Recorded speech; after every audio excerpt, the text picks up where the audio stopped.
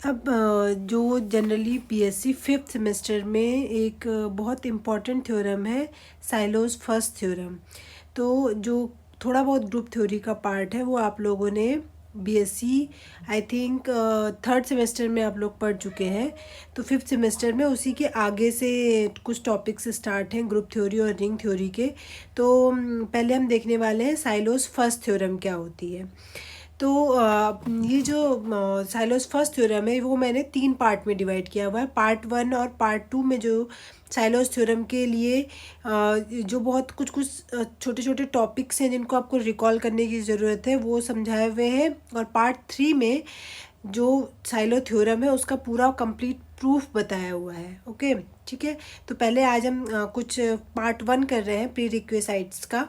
तो सबसे पहले कुछ बेसिक डेफिनेशन से आप ऑलरेडी पढ़ चुके हैं, बट चूंकि मैं डायरेक्ट साइलो थ्योरम से स्टार्ट कर रही हूँ इसलिए ये डेफिनेशन को रिकॉल करना बहुत इंपॉर्टेंट है, इस वजह से मैं बता रही हूँ। तो सबसे पहले ग्रुप बेसिक चीज़ है। ग्रुप आपको पता ही है कि किसी भी कोई भी अगर सेट है जी आपके साथ, अगर उसके साथ एक बाइनरी ऑपरेशन है, इसको अलजेब्राइक स्ट्रक्चर कहते हैं। जब ये अलजेब्राइक स्ट्रक्चर 4 प्रॉपर्टीज़ होल्ड करता है तो हम इसे ग्रुप कहते हैं। ये 4 प्रॉपर्टीज़ क्या होती हैं? पहली होती है क्लोजर, दूसरी होती है एसोसिएटिव, तीसरी होती है आइडेंटिटी और चौथी होती है इनवर्स। जब ये 4 प्रॉपर्टी होल्ड करता है कोई भी अलजेब्राइक स्ट्रक्चर तो आप उसे ग्रुप कहते हैं, ठीक है। नेक्स्ट है सब ग्रुप। क्या होता है? अगर जी ग्रुप है डॉट के साथ मान लीजिए और जी का कोई सबसेट आपने ले लिया एच, अगर एच भी इसी डॉट के साथ ग्रुप बनाता है तो एच को जी का सब ग्रुप कहा जाता है, ठीक है।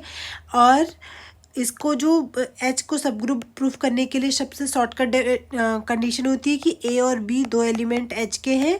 और अगर आप ये प्रूफ कर देते हैं कि जो ए बी इन्वर्स है वो भी एच का ही एलिमेंट है तो आप कहते हैं कि एच सब ग्रुप होगा। ओके, ये हो गई जो कंडीशन होती है सब ग्रुप प्रूफ करने की। नेक्स्ट आता है, आपने सुना होगा नॉर्मल सब ग्रुप। क्या होते हैं नॉर्मल सब ग्रुप? होता है पहले तो जी एक आपके पास ग्रुप होगा, एच जो होगा वो इसका सब ग्रुप होगा।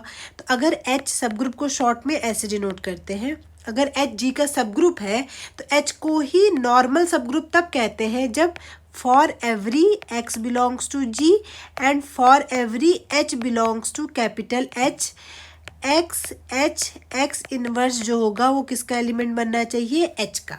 अगर ये कंडीशन होल्ड करता है एच जो सब ग्रुप है जी का, तब आप कहोगे एच जो है वो एक नॉर्मल सब ग्रुप भी है जी का। तो नॉर्मल सब ग्रुप को शॉर्ट में आप ऐसे डिनोट करते हैं, ठीक है। तो ये डेफिनेशन हो गई।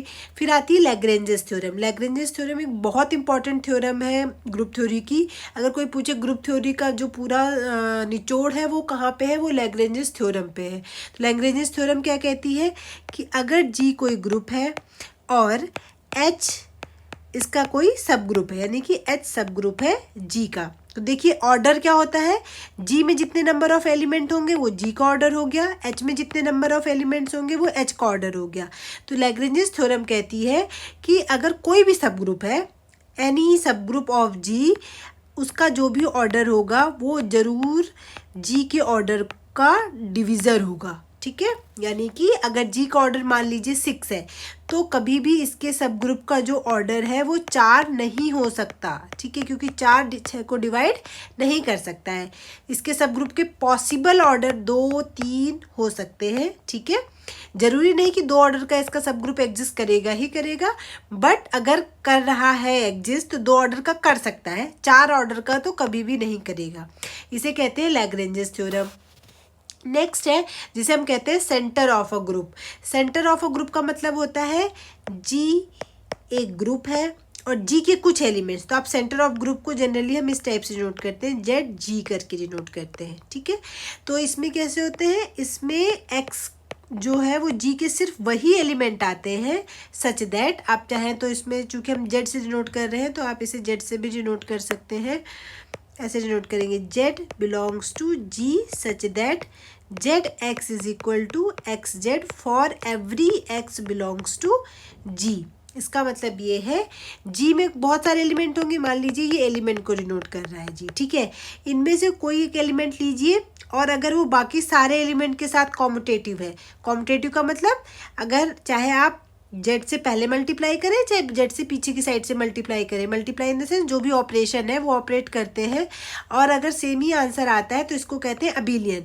तो जी के वो सारे एलिमेंट जो जी के बाकी एलिमेंट्स के साथ कॉम्यूटेटिव होते हैं तो उनको किस में रखा जाता है, सेंटर में। मान लीजिए ये जो एलिमेंट है Z1, ये सारे एलिमेंट के साथ कॉम्यूटेटिव है तो Z1 इसमें बिलोंग करेगा। मान लीजिए Z2 भी सारे एलिमेंट के साथ कॉम्यूटेटिव है तो Z2 भी बिलोंग करेगा। तो ऑब्वियस सी बात है जो ZG होता है वो सबसेट ही होता है G का। और मोर स्पेसिफिकली अगर हम बात करें तो ये पहली बात तो सब ग्रुप होता है, और दूसरी बात ये नॉर्मल सब ग्रुप भी होता है जी का।